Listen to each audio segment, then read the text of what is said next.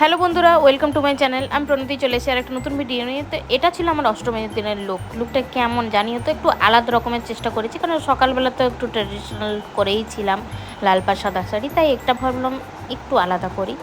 আর হ্যাঁ, পুজোতে আমার অল টাইম শাড়িই পছন্দ। আমার বিচ্ছিরি লাগে একদম ওয়েস্টার্ন পরতে, ঠিক আছে। শাড়ি আমার ভালো পুজোতে।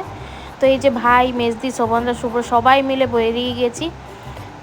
তো আজ ভেবেছি সবাই একসাথে আড্ডা মারবো। আর ঘর থেকে বেরিয়ে দেখি সামনে অনির্বাণদার মৈত্রী। তো কোনো চাপ নেই, ফোন করতে হলো না, ও ফোন করতে করতেই আসছিল যদিও আমায়। তো অ্যাজ ইউজুয়াল কল্যাণী চলে এসেছি। আর দেখতে পাচ্ছ কি ভিড় আজকে। স্বাভাবিক, অষ্টমীর রাত বলে কথা, কেনই বা ভিড় হবে না।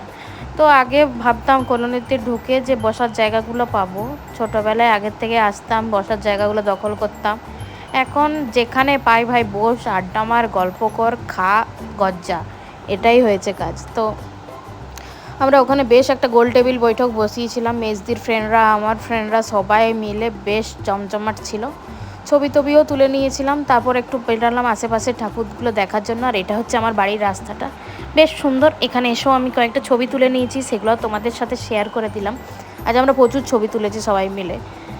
তো জানিও কেমন লাগছিল সবাইকে, সবার অষ্টমী কেমন গেছে সেটাও জানিও।